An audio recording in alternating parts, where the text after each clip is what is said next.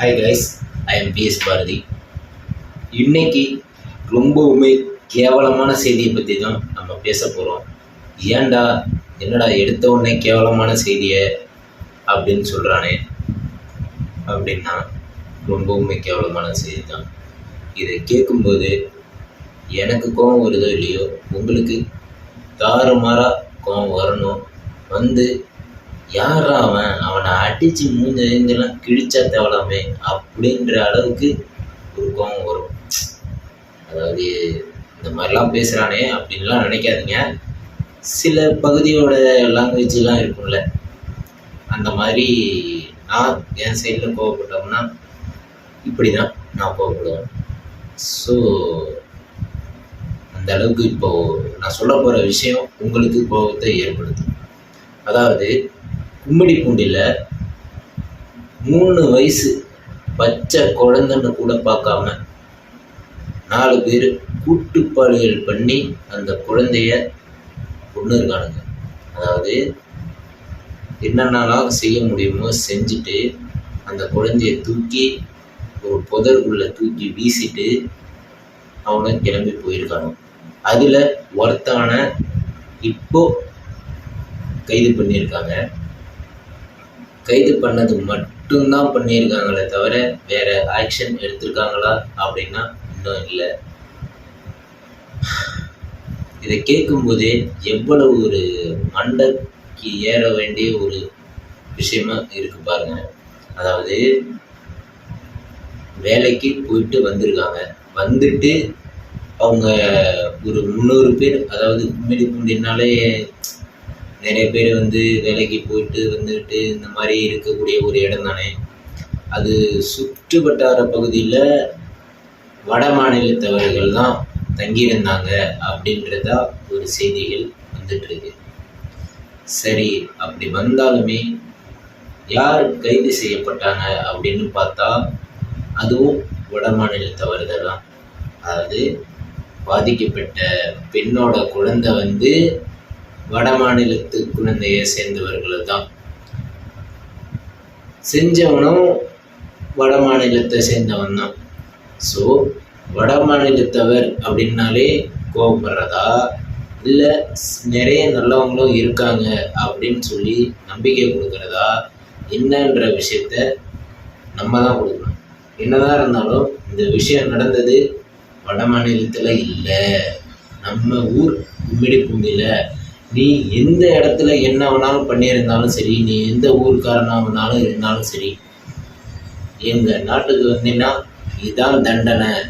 இந்த மாதிரி ஒரு தப்பை செஞ்சின்னா நீ எங்கே போனாலுமே தப்பிக்கவே முடியாது, இதுதான் தண்டனை அப்படின்ற அளவுக்கு நம்ம நாடு இருக்கா? நீங்கள் சொல்லுங்க, நம்ம நாடு அப்படி இருக்கா? இப்போது நானே ஆகட்டும், நீங்களே ஆகட்டும், இப்போது நான் கழுத்தில் ஒரு செயின் போட்டிருக்கேன். இல்லைன்னு சொல்ல, நான் போட்டிருக்கேன். நான் ஒன்றும் அவ்வளோ பெரிய பணக்காரனா இல்லை, மிடில் கிளாஸ் தான். எனக்கும் கடன் இந்த மாதிரி ஒரு விஷயம்லாம் இருக்குது. இருந்தாலுமே நான் ஒரு நைட்டில் போய் வர முடியுமா? ஒரு இடத்துக்கு நடந்து போயிட்டு வர முடியுமா? நம்ம நாடு கேரண்டியாக இருக்கா? ஒரு ஆணாக இருக்கிற நானே ஒரு நகையை போட்டுக்கிட்டு, ஒரு செயின், ஒரு ஃபோனு எதையோ எடுத்துக்கிட்டு நம்மளாலேயே வெளியில் போயிட்டு வர முடியல. ஒரு குழந்தை என்ன பண்ணும்? தனியாக வீட்டில் இருந்துச்சு அப்படின்னா அவனுக்கு என்னென்னலாம் தோணுதோ எல்லாத்தையுமே செய்ய கண்டிப்பாக தூண்டுறது யார்? நானா இல்லை நீங்களா? ஒன்றும் சொல்கிறதுக்கு இல்லை. எல்லாத்துக்குமே நம்ம நாடு தான் காரணம் அப்படின்னு நான் நினைக்கிறேன். இதுக்கெல்லாம் நீங்கள் என்ன நினைக்கிறீங்க அப்படின்னு நான் உங்ககிட்ட கேட்குறேன். ஒரு பெண், அதாவது கொஞ்ச நாளைக்கு முன்னாடி டூரிஸ்ட் பயணமாக நம்ம ஊருக்கு வந்தவங்க, நான் எல்லா நாட்டுக்கும் பயணம் பண்ணிட்டு வந்திருக்கேன், இந்தியாவுக்குள்ளே நான் என்னைக்கு காலடி எடுத்து வச்சனோ அன்னைக்கே என் தரித்திரம், என் வாழ்க்கையே முடிஞ்சிச்சு அப்படின்னு சொல்லி புலம்பி அழுதுருக்காங்க. அதாவது அவங்க ஒரு ட்ராவலர். அவங்க இந்தியாவுக்கு காஷ்மீருக்கு பயணம் போவோம் அப்படின்னு சொல்லிட்டு வந்திருக்காங்க. வந்தப்போ அவங்களையும் பாலியல் சீண்டலுக்கு உட்படுத்தி அவங்க இந்த ஊரே வேணான்னு சொல்லிட்டு கிளம்பிட்டு போயிட்டாங்க. அப்போது அவங்களே சோஷியல் மீடியாவில் பரப்புகிறாங்க. என்ன சொல்லி பரப்புகிறாங்கன்னா, எனக்கு இந்தியான்றது ரொம்பவுமே ஒரு மோசமான கண்ட்ரி அப்படின்னு சொல்லி அவங்களே பரப்புகிறாங்க. இவங்க இப்போ சிங்கப்பெண் அதிரடிப்படை அப்படி இப்படின்னு சொல்லிட்டு புதுசாக திட்டத்தை மட்டும்தான் கொண்டு வராங்களே தவிர, அப்போ சிங்கப்பெண் அதிரடிப்படை என்ன தூங்குதா? நம்ம யாரோட ஆட்சியையும் குத்தம் சொல்ல விரும்பல. தப்பு நடக்குது, அது தடுக்கணும் அப்படின்னா சரியான தண்டனையை கொடுத்தா மட்டும்தான் தப்பு நடக்காமல் இருக்கும்.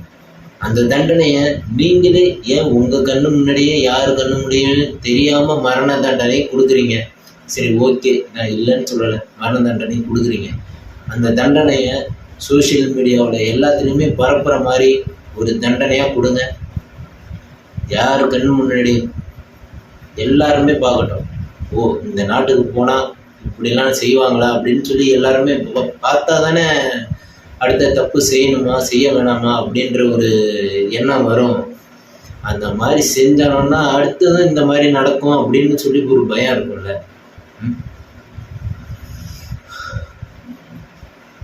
சொல்கிறது இல்லை எனக்கு